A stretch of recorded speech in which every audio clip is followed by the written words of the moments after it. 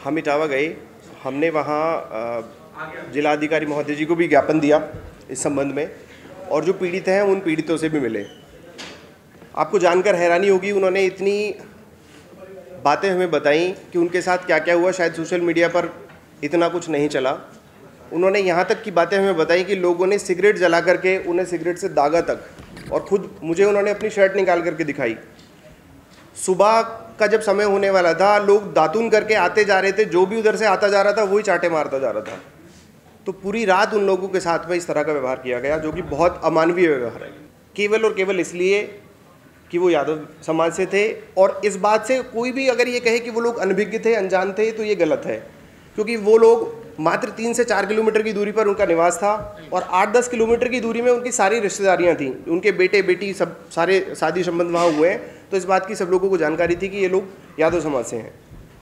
वो कह रहे हैं कि नाम बदल रहे थे, 2 आधार कार्ड आरोप लगा रहे हैं। जहाँ तक हमने पता किया, उनका कोई 2 आधार कार्ड नहीं थे, उनका 1 आधार कार्ड था। जब इस तरह की घटना हो गई और वो वीडियोज़ बाहर आने लगी, तो उसको कवर अप करने के लिए आप क्या कहोगे कि किस लिए आपने मारा? तो कुछ तो आधार बनाना पड़ेगा, झूठ का कोई तो आपको माध्यम बनाना पड़ेगा। तो उनके आधार कार्ड को फ़ोन से उनका आधार कार्ड मांगा गया, स्कैन करके उसमें नाम करेक्शन किया गया, जबकि उनके पास कोई 2 आधार कार्ड नहीं थे। तो ऐसा कुछ नहीं है कि जाति वहाँ पर छुपाई गई। और अगर जाति छुपाई भी गई, मैं कहता हूँ जी उन्होंने जाति छुपाई, तो आप उसकी कानूनी कार्रवाई की जा सकती थी, आप कंप्लेंट कर सकते थे। कानून है देश में, कानून से देश चल रहा है। आप कानून जो उनके लिए सजा देता, वो कानून अपना आतंकवादी धर्म पूछकर मारते हैं, लेकिन यहाँ जाति पूछी गई उत्तर प्रदेश में। सर, हम इसका पूरी तरह से विरोध करते हैं। जाति पूछकर इस तरह की घटना बिल्कुल भी नहीं होनी चाहिए। आज यादव समाज के साथ घटना हुई है, अभी हमारे को साथी बता रहे थे, और हम भी देखते रहते हैं समय समय पर अन्य समाज के लोगों के साथ भी ये घटना होती रहती है। तो ये केवल ये नहीं कि हम यादव समाज के लिए इस बात को बोल रहे हैं, किसी भी समाज के व्यक्ति के साथ इस तरह की कोई भी घटना नहीं होनी चाहिए। और अगर ब्राह्मण समाज की बात करें तो ब्राह्मण समाज भी पूज नहीं रहा है, हम भी आज मानते हैं, पूजते हैं, लेकिन हर जाति हर धर्म में कुछ अच्छे लोग होते हैं, कुछ बुरे लोग होते हैं, कुछ मानव प्रवृत्ति के होते हैं, कुछ दानव जी। उनका कहना यही तो पूजने तो हमें ना, आप क्यों पूजोगे? इसी बात पर तो लफड़ा ही है। तो फिर वो इतिहास को अच्छे से जाने। आप जिनको पूज रहे हैं वो कौन है? आप कृष्ण भगवान की बात कर रहे हैं, कृष्ण भगवान को जानिए कि वो कौन है। आप तिरुपति बालाजी मंदिर लोग जाते हैं, तिरुपति बालाजी मंदिर की स्थापना किन्होंने की थी? 9वीं सदी में एक यादव राजा ने कराई थी, और आज भी वहाँ प्रथम दर्शन का जो कपाट खोलने का जो अधिकार है वो यादवों का है। और केवल यादवों के नहीं, और ऐसे बहुत सारे, अब काशी विश्वनाथ में जलाभिषेक होने वाला है, वहाँ पर सावन के सोमवार का जो पहला अधिकार है वो यादव समाज का है।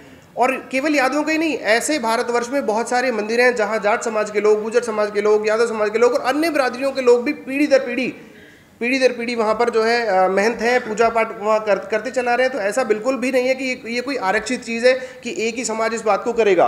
और जहाँ इस बात को बोला जा रहा है अलग अलग बड़े बड़े मंचों से कि ये हमारा अधिकार है, और मनुस्मृति में ऐसा लिखा है, तो शास्त्रों में ऐसा लिखा है, तो मैं कहता हूँ जी वो खुद ही इसको नहीं मानते। अगर वो ये कहते हैं कि शास्त्रों में ऐसा लिखा है, तो वो शास्त्रों को भी खुद मानने वाले लोग नहीं हैं। अगर वो शास्त्रों को मानने वाले लोग हैं, तो फिर वो सारी व्यवस्थाओं से अपने आप को दूर करें।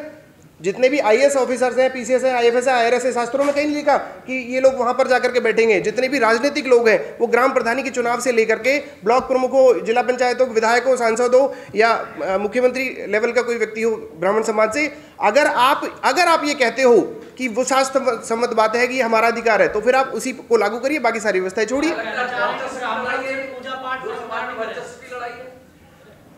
देखिए, इसको मैं वर्चस्व की लड़ाई आप लोग कह सकते हैं, मान सकते हैं, क्योंकि अब एक टीस में देखता हूं सब जगह कि ये समाज जागृत क्यों हो रहे हैं। अब तक लोगों को जैसे चलाया जा रहा था, ज़्यादातर चीज़ों के विरोध नहीं होते थे, लेकिन अब जो नई जनरेशन है, हर समाज के बच्चे पढ़ रहे हैं, युवा टेक्नोलॉजी से जुड़े हैं, ये AI का ज़माना है, टेक्नोलॉजी का ज़माना है। तो आज किसी भी चीज़ को की सच्चाई की सत्यता की जांच करना बहुत ज़्यादा वैसा नहीं है, तो आज ज़्यादा भ्रमित नहीं किया जा सकता इसी चीज़ के लिए। नहीं, यादव का बेटा है तो वही काम करेगा जो करते आए हैं। देखिए, जो ज्ञानी है, जिसको ज्ञान है, वो ज्ञान का प्रचार प्रसार करेगा, इसमें कोई आरक्षण बिल्कुल से नहीं हो सकता। ये है कि ब्राह्मणों ने बड़ा आरोप लगाया है कि कथावाचकों ने उनकी पत्नी के साथ छेड़छाड़। आपने शुरू से सारी वीडियोस को देखा हो, और अगर किसी पत्रकार साथी ने उन वीडियोस को अच्छे से जांच किया हो, तो ऐसा कोई भी प्रमाण या कोई भी साक्ष्य निकल करके सामने नहीं आया कि उन्होंने उनकी पत्नी के साथ में किसी भी तरह की अभद्रता की। जो रात की वीडियोस हैं उसमें साफ साफ स्पष्ट दिखाई दे रहा है कि तुम यादव होकर के और ब्राह्मणों के गांव में कथा करोगे, यहाँ हमारे 109 घर हैं, ये हैं। उसके अलावा उन्होंने कहा कि यादव बहुत गुंडाई कर रहे हैं, वो राजनीति में भी आगे जा रहे हैं और अब तुम मंदिर पंडित बनोगे, अब तुम ये करोगे। शुरू में सबसे पहले उन्होंने आधार कार्ड का कार्ड खेला। जब लगा कि आधार कार्ड की बात ज़्यादा नहीं चल पाएगी तो उन्होंने छेड़छाड़ वाला आरोप लगाया। उन्हें ये भी लगा कि इसका खंडन हो सकता है क्योंकि प्रमाण नहीं है, तो उन्होंने कहा कि ये तो सत्ताधारी पार्टी के राष्ट्रीय अध्यक्ष से इनकी डायरेक्ट बात है और ये हम ऐसा कर देंगे वैसा कर देंगे। इस तरह के उन्होंने आरोप लगाने की कोशिश करी। फिर चौथा स्टेटमेंट, पांचवा स्टेटमेंट उनका है जी हम तो फिर रोना गाना शुरू हुआ कि जी हम तो बहुत ज़्यादा पीड़ित हैं। ये अगर वो पीड़ित हैं, उनके पति की आप स्टेटमेंट सुनेंगे तो वो बोल रहे हैं कि जी हमारे साथ ऐसा हो जाएगा वैसा हो जाएगा। उनकी पत्नी की स्टेटमेंट सुनेंगे तो उनकी पत्नी ने स्टेटमेंट अभी दी, और मैं बहुत ज़्यादा बातें बोल नहीं सकता, शायद आपने वो वीडियोज़ देखी होंगी। राकेश जी, भारत के अंदर नए नए आविष्कार होते हैं, पहले गंगा जल को पवित्र माना गया। देखिए, इसको पवित्रता अपवित्रता से बिल्कुल मैं नहीं देखता। मैं तो इस बात का पूरी तरह से खंडन करता हूँ जी। ये किसी के ऊपर भी ये कह करके करना कि ये इससे शुद्धिकरण हो गया, ये सब चीज़ें करना हो गया, तो ये 21वीं सदी के भारत में बहुत ही चिंता का विषय है। ऐसा नहीं होना चाहिए किसी के साथ। देखिए, कार्रवाई की अगर हम बात करें, इस एक्शन के बाद जिन लोगों ने वहाँ प्रोटेस्ट किया, हम ये तो नहीं कहते कि जो रास्ता उन्होंने अपनाया वो सही था या नहीं था, उसमें कानून है, कानून उनको उस तरह से होगा। इसके अलावा सोशल मीडिया पे जिन लोगों ने वीडियोस उसके समर्थन में डाली, मैं मान सकता हूं कि उनके शब्द इधर उधर रहे होंगे, तभी उनको पुलिस ने गिरफ्तार वगैरह किया, लेकिन केवल एक समाज के लोगों को। अगर आप निष्पक्षता की बात करें, उत्तर प्रदेश सरकार से हम ये निवेदन करते हैं, अगर आप सोशल मीडिया पे गलत कमेंट करने के एवज में आप यादव समाज के लोगों को अलग अलग जगह से उठा सकते हैं, गिरफ्तार कर सकते हैं, तो आप हमें बताइए, हम 2 दिन के अंदर हज़ारों नहीं 50,000 आईडी से सोशल मीडिया पर गंदे और अभद्र कमेंट की रिपोर्ट हम आपको देंगे। क्या सभी लोगों के नाम एफआईआर होगी? और केवल यादव समाज के लिए नहीं, हर वर्ग हर जाति के लोगों के लिए एक पूरा नेक्सस है। आप समझिए, हम लोग काफ़ी टाइम से मॉनिटर कर रहे हैं। और जहाँ तक जातिवाद की बात करते हैं, यादव समाज कभी जातिवाद की बात नहीं करता। यादव समाज वो समाज है जो सभी जाति धर्म के लोगों का सम्मान करता है, सबको साथ लगा करके चलता है। हमने पूरा इस पे एक डाटा बनाया है। हर समाज के संगठन बने हुए हैं, जातीय संगठन बने हुए हैं, और होने भी चाहिए, क्योंकि राजनीतिक पार्टियों को, कोई भी राजनीतिक पार्टी किसी भी समाज के लिए खुल करके काम नहीं कर सकती। उन्हें राजनीति करनी है, उन्हें सर्व समाज की वोटें चाहिए। लेकिन जो जातीय संगठन होते हैं, वो बहुत सारी ऐसी हमारी परेशानियां होती हैं जिनकी आवाज़ वो सरकारों तक और अन्य मंचों तक पहुंचाते हैं। तो जातीय संगठन होना अच्छी बात है, कोई बुरी बात नहीं है। अपनी जाति से प्रेम करना या अपने समाज के उत्थान के लिए काम करना कभी जातिवाद नहीं होता। दूसरे की जाति को घृणित दृष्टिकोण से देखना, उसको किसी को ऊंचा नीचा समझना या गलत बोलना, ये सबसे बड़ा जातिवाद है। नहीं, ऐसा नहीं कि बदलाव नहीं आ रहा है। अगर परिवर्तन ना होता तो आज का युवा देखिए बहुत जागरूक है, टेक्नोलॉजी से सब लोग जुड़े हुए हैं, और कहीं ना कहीं अलग अलग तरीके से हम इसका विरोध करते हैं, प्रदर्शन करते हैं, बाकी सब चीज़ों को सामने लाने की कोशिश करते हैं। तभी आज हमने इस मंच को चुना।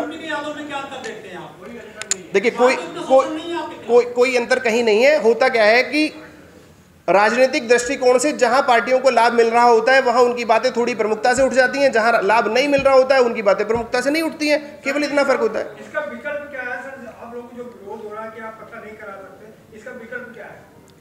नहीं, इसका विकल्प सर, जैसा अभी बताया गया, इसका यही विकल्प है, आप सब शिक्षित बनिए, सब पठन पाठन कीजिए, ज्ञान अर्जित कीजिए, और जब आपको ज्ञान होगा तो आपको किसी दूसरे व्यक्ति की आवश्यकता ही नहीं पड़ेगी।